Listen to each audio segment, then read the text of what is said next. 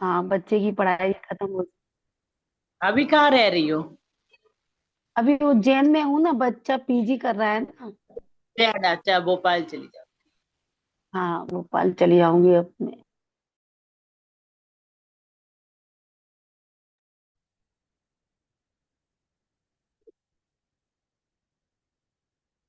मंगलाचरण। नमो अरिहंताणं, नमो सिद्धाणं, नमो आयरियाणं, नमो उवझायाणं, नमो लोये सवसाहुणम्। मोक्षमार्गस्य नेतारं वेतारं कर्म बुभ्रतां, ज्ञातारं विश्वतत्त्वानां वन्दे तद्गुणलब्धये।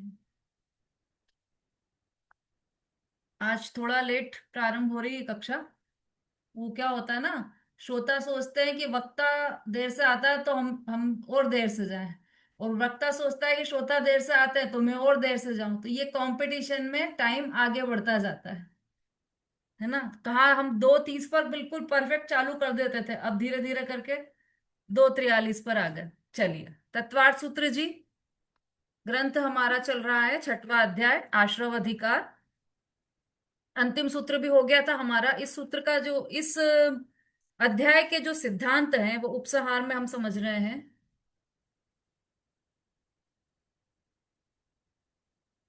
उपसंहार के 5 पॉइंट हो गए थे कल हमारे, पांचवा चल रहा था। 6 पॉइंट हो गए थे। छठवा देखिए, पेज नंबर 451, 451 पेज का है। इस अध्याय में बताया है कि सम्यक दृष्टि जीवों के समिति, अनुकंपा, व्रत, सराग, संयम, भक्ति, तप, त्याग, वैयावृत्य, प्रभावना, आवश्यक क्रिया इत्यादि जो शुभ भाव हैं, वे सब आश्रव हैं, बंध के ही कारण है। ये तो कल समझ लिया था हमने। मिथ्या दृष्टि के तो वास्तव में ऐसे शुभ भाव होते ही नहीं। उसके व्रत तप के शुभ भाव को बाल व्रत और बाल तप कहा जाता है। ऐसे जैसे सम्यक दृष्टि के शुभ भाव होते हैं, वैसे मिथ्या दृष्टि के नहीं होते।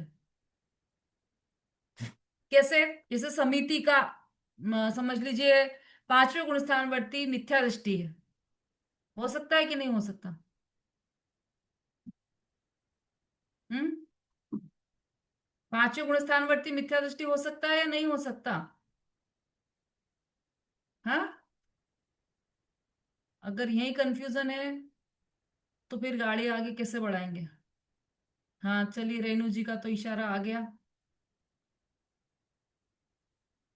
नहीं हो सकता, चलो। ये सब ध्यान में रखना, पांचवें गुण स्थानवर्ती कभी भी मिथ्या दृष्टि नहीं हो सकता। यदि मिथ्या दृष्टि है तो उसका पांचवा गुण स्थान हो ही नहीं सकता। जो पांचवें गुण स्थान वर्ती सम्यक दृष्टि जीव है ना, उसने बाहर में क्या कर रखा है? अणुव्रत आदि धारण कर रखे हैं। उसी तरह से मिथ्या दृष्टि जीव है, उसने वो भी अणुव्रत धारण कर लेता है। पर दोनों के जो शुभ भाव चल रहे हैं, दोनों के शुभ भाव में जमीन आसमान का अंतर है। मंद कषाय दोनों की है क्योंकि दोनों अणुव्रत का पालन कर रहे हैं। लेकिन इसकी मंद कषाय कैसी है कि मोक्ष मार्ग में जो मोक्ष मार्ग की तरफ यह जा रहा है, तो उस मोक्ष मार्ग में सहचारी है। इसके जो मंद कषाय के परिणाम है, सम्यक दृष्टि जीव के मंद कषाय के परिणाम, शुभ राग के परिणाम, वो मोक्ष मार्ग में सहचारी है। और मिथ्या दृष्टि के व्रत तप के परिणाम कैसे हैं? वह संसार को ही बढ़ाने वाले हैं, क्योंकि उससे आश्रय और बंद होने वाला है, बंद होता है। तो मिथ्या दृष्टि के तो वास्तव में ऐसे शुभ भाव होते ही नहीं। कैसे? जैसे सम्यक दृष्टि के हैं। उसके व्रत तप के शुभ भाव को बाल व्रत और बाल तप कहा जाता है। क्योंकि क्या क्या अंतर है दोनों के शुभ भाव में? अणुव्रत ये भी पालन कर रहा है, अनुव्रत अनुव्रत वो भी पालन कर रहे हैं। महाव्रत ये भी पालन कर रहा है मिथ्या दृष्टि, और उसने पूरे 28 मूल गुणों का पालन कर रखा है, निरतिचार, निर्ग्रंथ, दिगंबर, ऐसा संत है वह भी।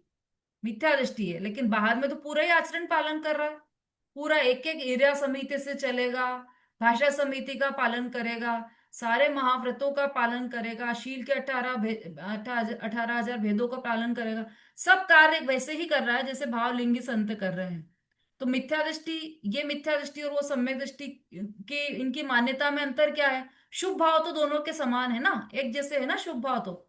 तो यहाँ पर मना कर रहे हैं कि शुभ भाव में भी अंतर है, क्योंकि इसके जो शुभ भाव है, मिथ्या दृष्टि के जो शुभ भाव है, भले ही वो व्रत तप सहित हो, लेकिन उसमें उन व्रत और तप में प्रति समय, व्रत और तप करते समय भी प्रति समय ये मान्यता चल रही है कि मैं व्रत कर रहा हूं, मैं तप कर रहा हूं। और जो ज्ञानी जीव है, चाहे कोई भी गुणस्थानवर्ती हो, वो जो व्रत तप करेगा, उसे प्रति समय ये मान्यता चल रही है कि ये तो मैं कर ही नहीं सकता, ये तो मेरा कार्य ही नहीं है, और मैं तो हूं ही नहीं ये व्रत तप करने वाला। तो दोनों की जो मान्यता है उसमें ही जमीन आसमान का अंतर है, इसलिए उनके दोनों के शुभ भाव में भी अंतर है। और इसीलिए मिथ्या दृष्टि के जितने भी व्रत और तप है, वो बाल तप और बाल व्रत कहे जाते हैं। 7वां पॉइंट पढ़िए अनीता जी, दोसा।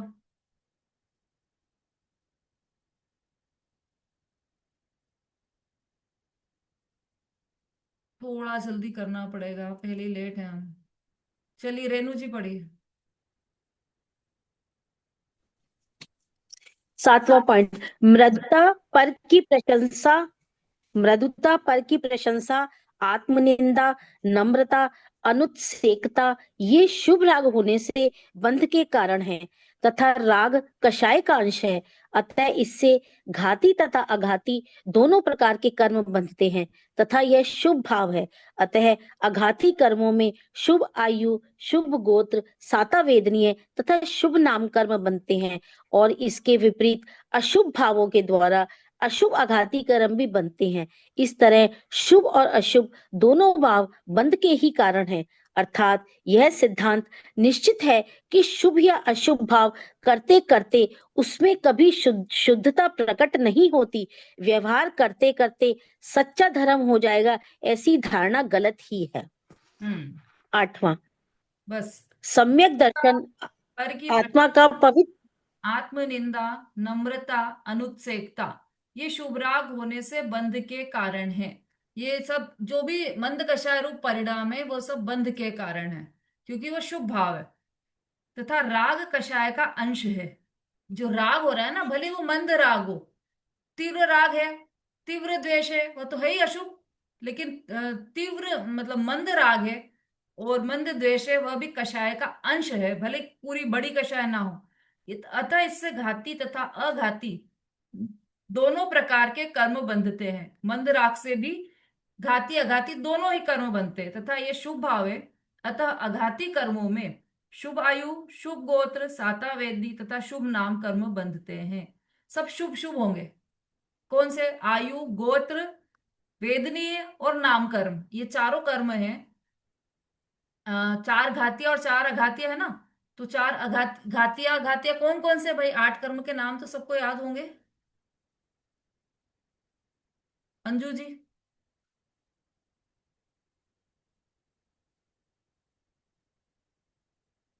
जय जिनेन्द्र दीदी। हाँ जय बोलिए। जिनेन्द्र। हाँ, ज्ञानावर्णी, दशनावर्णी, मोहिनी, अंतरा, ये तो घातिया हो गए। और नाम, गोत्र, आयु और वेदनी, ये अघातिया हो गए। हम्म ऐसे आ रही। बिल्कुल सही। नाम, गोत्र, आयु, नाम, गोत्र और वेदनी, तो ये चारों आ गए इसमें। अघाती कर्मों में शुभ आयु, अघाती कर्मों में दो तरह की आयु है, अशुभ आयु और शुभ आयु, तो उसमें से शुभ आयु ले लिया। फिर अघातीय कर्मों में गोत्र कर्म भी दो प्रकार का, शुभ गोत्र और अशुभ गोत्र, उसमें से शुभ गोत्र। वेदनीय भी दो प्रकार का, साता वेदनी और असाता वेदनी, उसमें से साता वेदनी। और नाम कर्म भी दो प्रकार का, अशुभ नाम कर्म और शुभ नाम कर्म, उसमें से शुभ नाम कर्म। ये सब बंधते हैं किससे? शुभ भाव से। इससे विपरीत अशुभ भावों के द्वारा अशुभ आघाती कर्म भी बंधते हैं। शुभ भावों से शुभ घाती कर्म, अशुभ भावों से अशुभ घाती कर्म, लेकिन दोनों से ही बंधते हैं। इस तरह शुभ और अशुभ दोनों भाव बंध के ही कारण है। अर्थात यह सिद्धांत निश्चित है कि शुभ या अशुभ भाव करते करते उससे कभी शुद्धता प्रकट नहीं होगी, है ना। शुभ भाव से वीतरागता कभी भी नहीं आएगी। इसका मतलब क्या हुआ? इसका मतलब पूजा पाठ करते करते हमें मोक्ष हो जाए, धर्म हो जाए, ऐसा नहीं होगा। इनको छोड़ने पर ही धर्म होगा। ठीक है। ये तो बस लड़ाई हो जाती है सब, जो समझते नहीं ना इस बात को, वो लड़ने के लिए तैयार हो जाते हैं कि तुम तो पूजा पाठ छोड़ने का कह रहे हो। पूजा पाठ है ऐसा बोलते हो।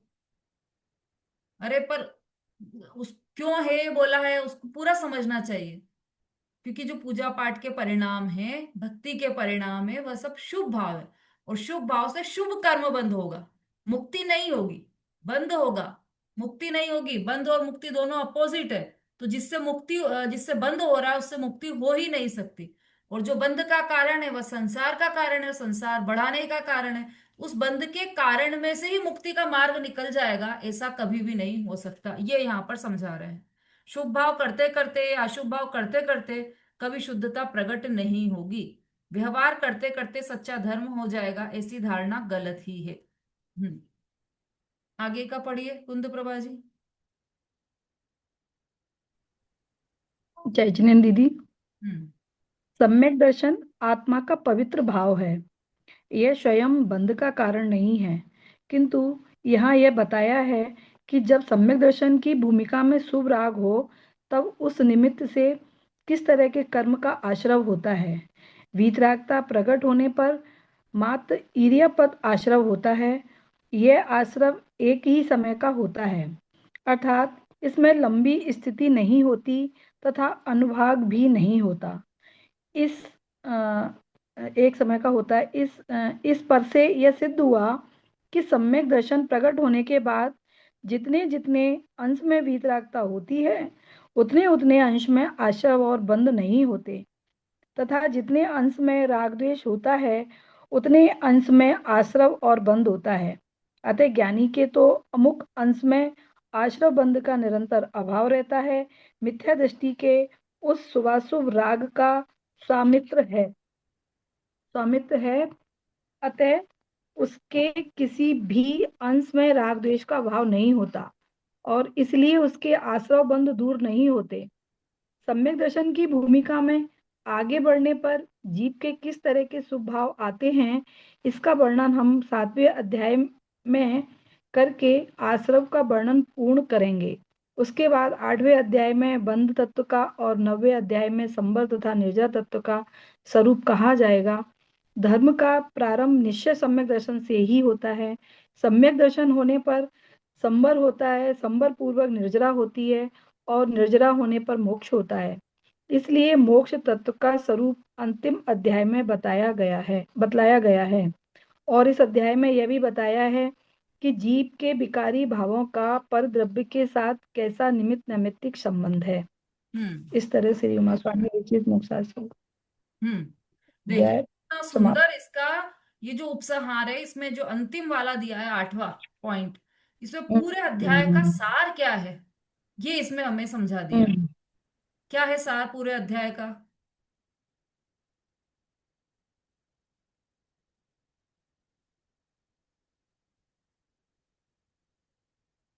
सम्यक दर्शन आत्मा का पवित्र भाव है, यह स्वयं बंध का कारण नहीं। किंतु यहाँ पर यह बतलाया है कि जब सम्यक दर्शन की भूमिका में, पहले तो सम्यक दर्शन क्या है? आत्मा का पवित्र भाव है, विकारी भाव नहीं है। ये विकार रहित वाला भाव है सम्यक दर्शन, और वो सम्यक दर्शन से बंद नहीं होता। अब देखो सूत्र नंबर सम्यक्त्वम च एक आया है ना सूत्र, ऐसा कौन से नंबर का सूत्र है?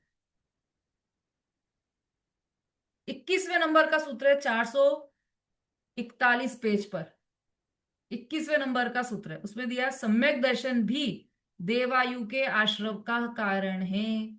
तो सम्यक दर्शन देवायु के आश्रव का कारण है या नहीं है? अब ये सूत्र पढ़ेंगे तो ऐसा लगने लग जाएगा कि सम्यक दर्शन से देवायु का आश्रव होता है। इसीलिए यहां पर ये क्लियर किया है कि सम्यक दर्शन देवायु के आश्रव का कारण नहीं है, किसी भी आयु के आश्रव का कारण नहीं है। क्यों नहीं है सम्यक दर्शन किसी भी आयु के आश्रव का कारण? फिर अगर ये आश्रव का कारण नहीं है, बंध का कारण नहीं है, तो फिर यहाँ पर क्यों लिया सम्यक्त्व को? तो इसके लिए यहाँ पर ये क्लियर किया है सम्यक दर्शन की, क्योंकि सम्यक दर्शन तो पवित्र भाव है, उससे बंध नहीं होगा कभी भी। तो फिर यहाँ पे क्यों लिया? सम्यक दर्शन की भूमिका में शुभ राग हो तब उस निमित्त से किस तरह के कर्म का आश्रव होता है, यह बताने के लिए यहाँ पर ये लिया है। जब सम्यक दर्शन चल रहा है, सम्यक दर्शन है, उसके साथ में जो शुभ भाव के परिणाम, सम्यक दर्शन कैसा परिणाम है? वीतराग परिणाम। परिणाम 3 तरह के होते हैं, शुद्ध और अशुद्ध देखा जाए तो दो ही प्रकार के। अब अशुद्ध में भी दो हैं, शुभ और अशुभ। तो वैसे देखा जाए तो परिणाम तीन हो गए, संक्लेश, विशुद्ध और शुद्ध। ठीक है, तो संक्लेश परिणाम मतलब अशुभ परिणाम, विशुद्ध परिणाम मतलब शुभ परिणाम, और शुद्ध परिणाम तो मतलब वीतराग परिणाम। तीन ही प्रकार के परिणाम होते हैं। अब सम्यक दर्शन है, वह न तो अशुभ परिणाम है और न शुभ परिणाम है, वह तो तीसरे प्रकार का परिणाम है, वीतराग परिणाम, शुद्ध परिणाम। तो जब सम्यक दर्शन शुद्ध परिणाम है, तो फिर सम्यक दर्शन से देवायु के आश्रव हो ही नहीं सकता, कि शुद्ध परिणाम से तो मोक्ष होता है, जिससे मोक्ष होता है उससे आश्रव नहीं हो सकता। इसका मतलब क्या हुआ, फिर भी ऐसा लिख दिया कि सम्यक दर्शन देवायु के आश्रव का कारण है। उसका अर्थ यह है कि जो सम्यक दर्शन चल रहा है, तो चूंकि वह तो शुद्ध परिणाम है, और उसके साथ साथ शुभ परिणाम भी चल रहे हैं, उच्च कोटि के शुभ परिणाम जो चल रहे हैं, उससे देवायु का आश्रव होगा, यह बताने के लिए यहां पर यह बताया है। सम्यक दर्शन की भूमिका में शुभ राग हो, तब उस निमित्त से किस तरह के कर्म का आश्रव होता है, यह बताने के लिए यहां पर यह सूत्र दिया है। अब यहां पर सम्यक दर्शन का दिया है, आप सबका लगा लेना, सबकी भूमिका के अनुसार, है ना। सम्यक दर्शन की भूमिका में शुभ राग हो, ये लिखा है ना। अब इसमें मुनिराज की भूमिका में, छठे गुण स्थान वर्ती की भूमिका में शुभ राग हो, तब उस निमित्त से किस तरह के कर्म का आश्रय होता है, वो भी हमने देख लिया। सराग संयम देखा ना हमने, सराग संयम। पांचवें गुण स्थान वर्ती की भूमिका में जिस तरह का शुभ राग होगा, उससे कौन से कर्म का आश्रय होगा। तो इसमें उस मतलब सम्यक दर्शन, छठा गुण स्थान, पांचवा गुण स्थान, ये किसी कर्म के आश्रय का कारण नहीं है, किंतु इनके साथ चलने वाला जो शुभ राग है, वह कर्म के आश्रय का कारण है। ये यहाँ पर बार बार हमेशा ध्यान रखना है। वीतरागता प्रकट होने पर मात्र इर्यापत आश्रय होता है, ये भी समझा था हमने। जब वीतरागता प्रकट हो गई, तब इर्यापत आश्रय होता है। इर्यापत किसको कहते हैं, जो सरल पद से आ जाए और आकर बंधे नहीं। देखो नीचे भी दिया है, यह आश्रव एक ही समय का होता है, मतलब जब आया तब तक का ही है, अर्थात इसमें लंबी स्थिति नहीं होती और अनुभाग भी नहीं होता। इस आश्रम में, इर्यापत आश्रम में अनुभाग भी नहीं होता और स्थिति भी नहीं होती। स्थिति मतलब कर्म जिससे टिके रहते हैं, वो वाला कार्य भी नहीं होता, केवल आश्रय होता है और खिर जाता है।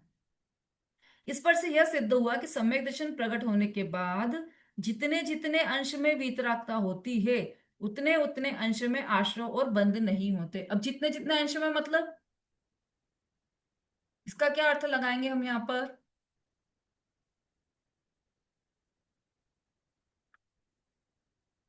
मंजू जी। जय जिनेन्द्र दीदी। हम्म। जितने अंक का मतलब है जितनी चौकड़ी कसाय का अभाव। जैसे सम्यक दर्शन चौथे गुण स्थान में है, तो हम्म। एक चौकड़ी कसाय का अभाव होता है। और जब वो श्रावक को होता है ना, क्या कहते हैं, देशव्रती श्रावक, तो उनको दो चौकड़ी कसाय का भाव हो जाता है। और मुनिराज जो छठवें गुण स्थान वर्ती है, उनको तीन चौकड़ी कसाय का भाव होता है। तो जितनी जितनी चौकड़ी कसाय का भाव है, उतनी वीतरागता है। ठीक है, समता भाभी। जय जिनेन्द्र। हम्म। इसमें मतलब ये कहना चाहते हैं, जैसे अपने शुभ, मतलब जब तक शुभ सम्यक दर्शन शुद्ध भाव में चलती है, उस टाइम वीतरागता रहती है, और जैसे शुभ भाव में आती है तब आश्रम होता है। बढ़िया, दोनों ने बहुत ही अच्छा उत्तर दिया है।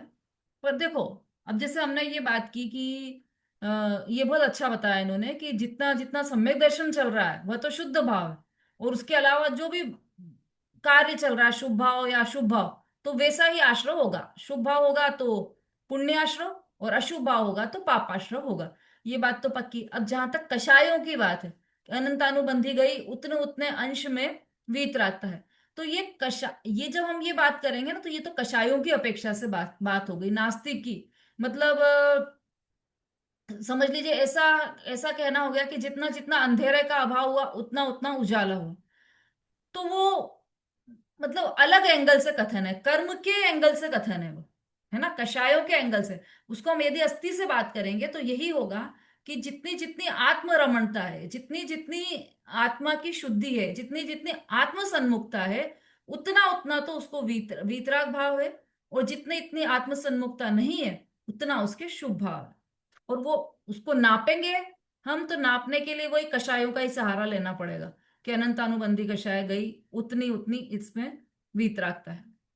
ठीक है, थोड़ा समझना, एंगल को समझने का प्रयास करना। सम्यक दर्शन प्रकट होने के बाद जितने जितने अंश में वीतरागता होती है उतने उतने अंश में आश्रव और बंध नहीं होते। जितने जितने अंश में वीतरागता प्रकट होती उतनी उतनी कषाय नहीं होती, ये भी कह सकते हैं हम। उतने उतने अंश में आश्रव और बंध नहीं होते, कषाय नहीं होती तो आश्रव और बंध नहीं होते। जितने अंश में राग द्वेष होता है उतने अंश में आश्रव और बंध होता है। अब राग द्वेष से हमें क्या लगता है? अशुभ भाव, कि यहाँ पर केवल अशुभ भाव की बात नहीं है, शुभ और अशुभ दोनों ही राग द्वेष वाले हैं। उन दोनों में ही आश्रव और बंध होता है, उतने उतने अंश में आश्रव और बंध होता है। अतः ज्ञानी के तो अमुक अंश में आश्रव बंध का निरंतर अभाव रहता है ना। ज्ञानी के तो एक अंश में समझ लीजिए आश्रव और बंध का बिल्कुल ही अभाव हो गया, क्योंकि होता ही नहीं है उतने उतने अंश में उनके।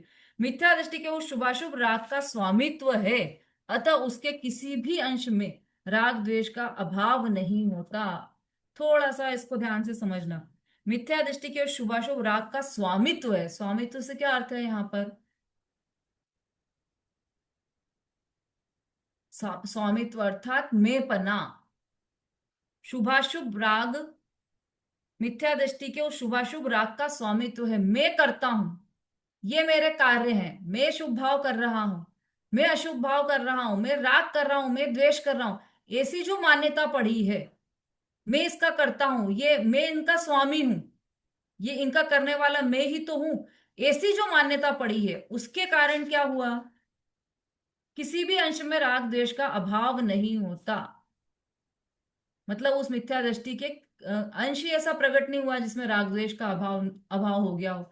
संवर का अंश ही नहीं प्रकट हुआ ना मिथ्या दृष्टि के, तो इसीलिए उसके आश्रव बंध दूर नहीं होते, निरंतर चलते रहते हैं। सम्यक दर्शन की भूमिका में आगे बढ़ने पर जीव के किस तरह के शुभ भाव आते हैं इसका वर्णन अब 7वें अध्याय में करके आश्रव का वर्णन पूर्ण करेंगे।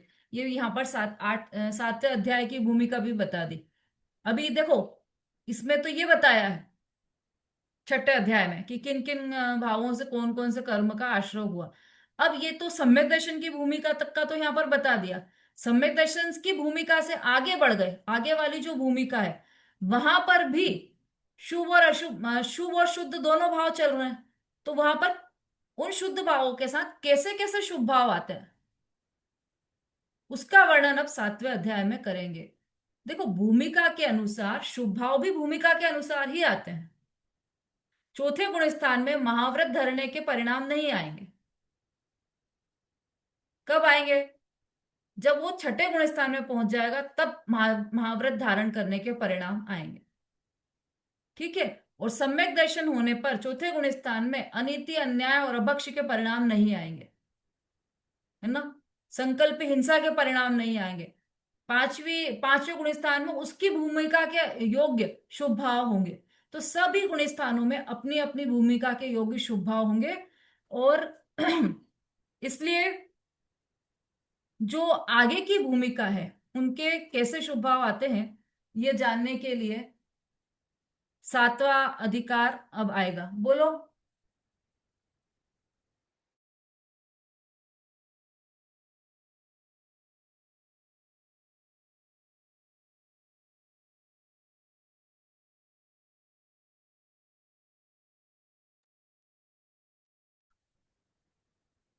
इसका वर्णन हम 7वें अध्याय में करके आश्रव का वर्णन पूर्ण करेंगे। मतलब 7वें अध्याय में भी आश्रव का ही वर्णन है। हमने देखा था ना पहले, 6ठा और 7वां अध्याय ये दोनों अध्याय आश्रव के हैं।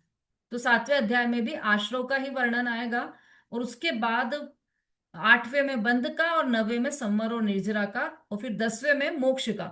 धर्म का प्रारंभ निश्चय सम्यक दर्शन से ही होता है। सम्यक दर्शन होने पर संवर होता है, संवर पूर्वक निर्जरा होती है और निर्जरा होने पर मोक्ष होता है। इसलिए मोक्ष तत्व का स्वरूप अंतिम अध्याय में बतलाया गया है।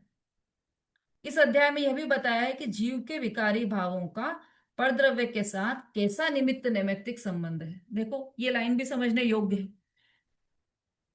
जीव के विकारी भावों का परद्रव्य के साथ कैसा निमित्त नैमित्तिक संबंध है, ये बात समझ में आई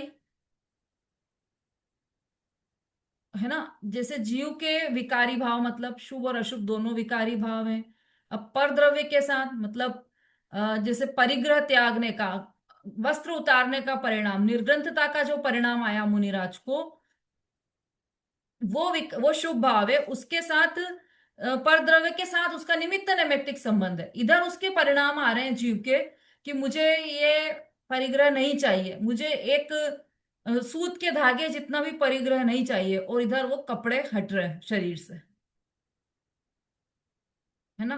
तो निमित्त नैमित्तिक संबंध है, कर्ता कर्म संबंध नहीं है परिणामों से परद्रव्य का, कि हमने परिणाम किए तभी तो हमने कपड़े उतारे, कि नहीं, यही तो मान्यता मिथ्या मान्यता है।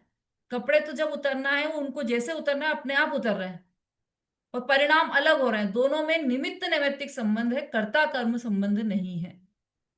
तो यहां पर यह भी बताया है कि जीव के विकारी भावों का परद्रव्य के साथ कैसा निमित्त नैमित्तिक संबंध है। कैसा मतलब कि जीव के परिणाम ऐसे होंगे कि मुझे अन्याय अनित्य भक्ष्य का त्याग करना है, तो वे अपने आप वैसा ही परद्रव्यों में त्याग की व्यवस्था वैसी ही बनेगी।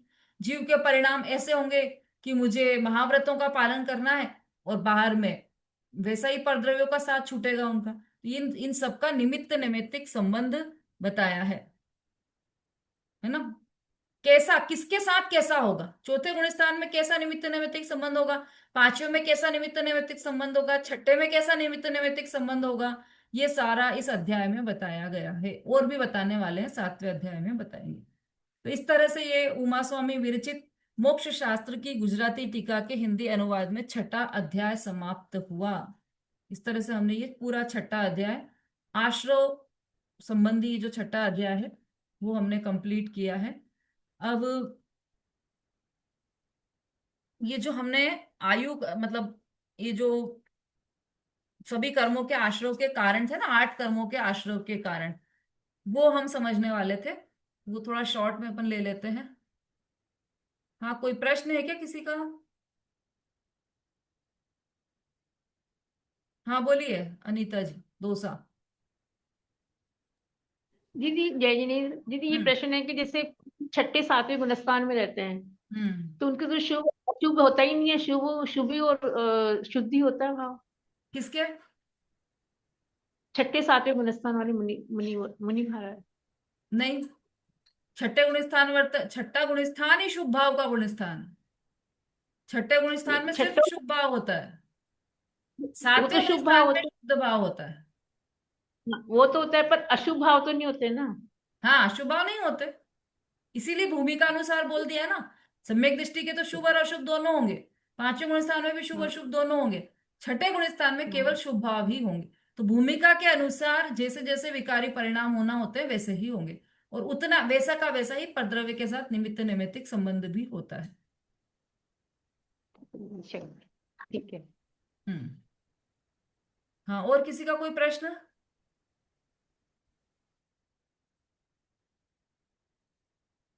ममता जी?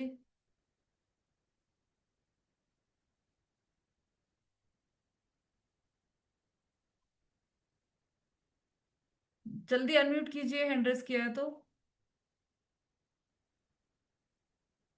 चलिए अभिलाषा जी बोलिए। जी दीदी, हमको है ना ये निमित्त नैमित्तिक संबंध और कर्ता कर्म का थोड़ा सा और क्लियर कर दीजिए, इसमें मैं कंफ्यूज हो जाती हूँ। हम्म। निमित्त नैमित्तिक और कर्ता कर्म संबंध।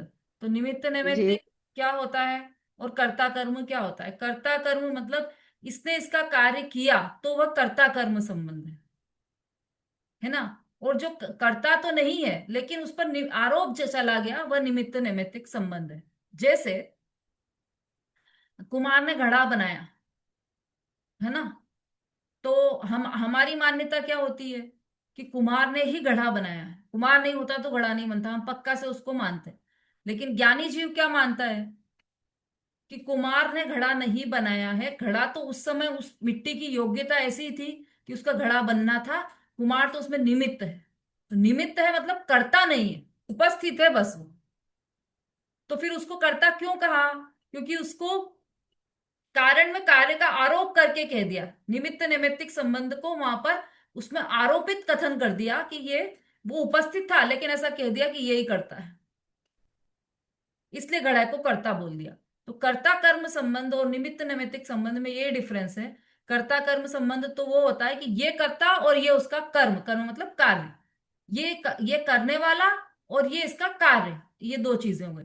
और निमित्त नैमित्तिक संबंध क्या होता है कि न तो ये कर्ता और न ये इसका कार्य, बिल्कुल अपोजिट। आ रहा है समझ में? मतलब वो घड़े बनाने का कर्ता न तो कुम्हार है और न कुम्हार का ये कार्य है कि वो घड़ा बनाए, क्योंकि यदि कुम्हार कार्य करता घड़ा बनाने का तो कुम्हार का एक अंश भी उसमें चला जाता, कुम्हार की बॉडी का एक अंश जाता, वो नहीं जाता, वो तो मिट्टी से ही बनता है पूरा। तो उस घड़े बनाने का कर्ता कौन है? तो मिट्टी ही करता है उसकी, कुमार करता नहीं है। कुमार उपस्थित हो है वहां पर, अनुकूल निमित्त बोला है क्योंकि वो उपस्थित रहेगा ही रहेगा नियम से, इसलिए उसको उसी समय वहां पर सुनार भी खड़ा है, लेकिन सुनार को कर्ता नहीं कहा जाएगा, निमित्त नहीं कहा जाएगा, पर अनुकूल जो है उस कार्य में जो अनुकूल है उसे ही निमित्त कहा जाएगा। ये निमित्त नैमित्तिक संबंध की सुंदरता है कि जो अनुकूल होगा उसी को निमित्त कहा जाएगा, लेकिन वह कर्ता नहीं है, ये बात पक्की समझना। जो निमित्त है वह अलग बात हो गई और कर्ता होना अलग बात है, ठीक है? जो कार्य करे वह करता है, तो वहां पर वो कुमार उस कार्य का कर्ता नहीं है। मतलब कर्ता कर्म का कोई है ही नहीं है रोल। कर्ता कर्म तो वास्तव में आत्मा में ही लगते हैं, अपने स्वरूप में ही लगेंगे। षट कारक जो हैं वह आत्म स्वरूप में ही लगते हैं, अपने यहाँ ये षट कारक होते ही नहीं है। कर्ता ने कर्म को कारण से, संप्रदान के लिए, अपादान में से, अधिकरण के आधार से, है ना, ये सब जो है, ये सब जो बाहर में चलते हैं वो सब कर्ता कर्म, ये जो षट कारक है वो बाहर में पर द्रव्य के आधार से है, अपने में नहीं है। जैन दर्शन में ये एक ही पर्याय में लागू होता है, षट कारक वाली पर्याय एक ही पर्याय के लिए लागू होता है। आत्मा ने, आत्मा को, आत्मा से, आत्मा के लिए। श्रद्धा गुण में लागू पड़ जाएगा। सम्यक दर्शन कैसे हुआ? श्रद्धा गुण ने, श्रद्धा गुण में से, श्रद्धा गुण के द्वारा, सारे षट कारक लग जाएंगे श्रद्धा गुण में। तो ये जैन धर्म तो परावलंबी बनाता ही नहीं है, वो तो एक दूसरे के परद्रव्य से के संबंध को स्वीकारता नहीं है जैन दर्शन। जैन दर्शन के अकॉर्डिंग तो सब स्वतंत्र हैं, सभी द्रव्य हैं भिन्न भिन्न, निर्भार हमें कर डाला, जिन शासन बड़ा निराला। प्रत्येक द्रव्य स्वतंत्र है, एक परमाणु दूसरे परमाणु का नहीं कर सकता, इतनी स्वतंत्रता है। उस परमाणु, एक परमाणु के षटकारक अलग, दूसरे परमाणु के षटकारक अलग, वो अपने ही परिणाम का करता है। स्पर्श रस गंध वर्ण जो रूप जो परिणाम हो रहे हैं परमाणु के, उसको दूसरा परमाणु नहीं करेगा, वो स्वयं अपने स्पर्श रस गंध वर्ण रूप परिणाम करेगा। जीव है तो वो जीव स्वयं अपने ज्ञान दर्शन रूप परिणाम करेगा, दूसरा जीव उसमें हेल्प नहीं कर सकता, दूसरा परमाणु भी उसमें हेल्प नहीं कर सकता। इसीलिए चार अभाव की भी चर्चा आती है जैन दर्शन में। ठीक है अभिलाषा जी, अत्यंत ठीक है समझ में आ गया निमित्त नैमित्तिक और कर्ता कर्म में अंतर? जी। हाँ रेणु जी बोलिए। दीदी, जैसे आपने ये कहा कि मिट्टी का घड़ा, मतलब कुम्हार जो है वो निमित्त है मिट्टी का घड़ा बनाने में, तो नैमित्तिक क्या हुआ फिर? मिट्टी के घड़े में मिट्टी हुई नैमित्तिक? घड़ा, घड़ा नैमित्तिक हुआ, जो कार्य हुआ है ना घड़ा वही नैमित्तिक हुआ। तो फिर हम घड़ा घड़े और ना। मतलब हम्म यहाँ पर तो हमने निमित्त नैमित्तिक संबंध तो स्थापित कर लिया घड़े और कुम्हार में, लेकिन इसमें कर्ता कर्म का संबंध स्थापित नहीं होगा? नहीं होगा ना, हो ही नहीं सकता ना, यही तो सिद्ध कर रहे हैं यहाँ पर। अभी यही तो पूरा बताया कि जैन दर्शन में परमाणु परमाणु की स्वतंत्रता है, कर्ता कर्म संबंध होता ही नहीं है, पर हम मानते हैं, हमारी मान्यता में चलता है कर्ता कर्म संबंध। कि मतलब और मैंने जैन किया ये दर्शन में सब। क्या, विश्व में विश्व व्यवस्था ही ऐसी है कि कहीं कर्ता कर्म संबंध होता ही नहीं है। जितना भी कर्ता कर्म संबंध है वो सब मान्यता में है हमारे। स्वयं स्वयं की पर्याय ठीक का है। कर्ता हो सकता है, बस यहां तक सीमित है। संगीता जी। हाँ जय जैन दीदी, ये है ना 8वें सूत्र में आया है वो समरंभ। तो समरंभ में मतलब दो दो प्रकार का बताया है, दो तरह का संकल्प, दो तरह का बताया आपने। समझाया था ना कि जब हम किसी काम की तैयारी करते हैं तो उसको समरम्भ कहते हैं। जैसे कि मुझे सुबह उठ के रोटी बनाना है, तो वो समरम्भ है। तो इसमें दो तरह का बताया है कि संभ्रम दो तरह का है, तो मिथ्यात्व रूप संकल्प और अस्थिरता रूप संकल्प। तो दूसरा इसको नंबर, थोड़ा सा बताएं। नंबर बोलिए। 8 नंबर का सूत्र है दीदी, जीव अधिकरण के भेद में। हाँ, संरंभ में क्या हुआ? हाँ, आपने संभ्रम का तो ये बताया था ना कि किसी कार्य की हम जो पूर्व तैयारी करते हैं कि हमें सुबह उठ के क्या करना है, तो हम अपने दिमाग में जो तैयारी करते हैं उसको संभ्रम कहते हैं। फिर इसमें ये दो तरह के संकल्प लिखे हैं हम्म कि संकल्प होते हैं वो दो तरह का है, तो मिथ्यात्व रूप संकल्प और अस्थिरता रूप संकल्प। तो ये क्या है मतलब?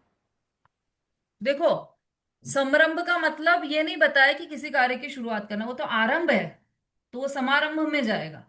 समारंभ का नहीं, मन में होता है एक, आपने से समारंभ मतलब होता है संकल्प करना कि मैं ये कार्य करूंगा, ऐसा विचार सुबह उठ करके आज मुझे ये कार्य करना है, तो ये संकल्प हाँ, हुआ, मन में ये तो आगे समारंभ है। करना है। हाँ, हाँ। तो ये संकल्प ही समारंभ है। ठीक है। हाँ, फिर इसमें ये मिथ्यात्व रूप और अस्थिरता रूप क्या है? एक सेकंड।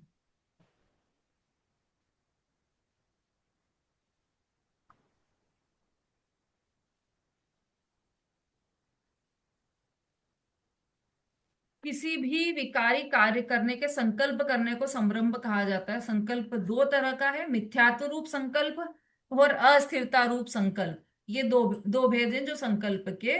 वह अस्थिरता रूप मतलब अयत्नाचार वाला संकल्प, ऐसा अच्छा। है ना। जैसे मुनिराज है, तो वो यत्नाचार प्रवृत्ति सहित होते हैं। वो यत्नाचार प्रवृत्ति क्या है? अभी तो कोई अस्थिरता रूप संकल्प मतलब ये, इसमें आप ये भी ले सकते हो, मन वचन काय की चंचलता वाला, अस्थिर होना, वो वाला संकल्प भी हो सकता है ये। अब प्रश्न आ गया तो इसको और भी दूसरे ग्रंथों में से भी देख लेते हैं, एक मिनट।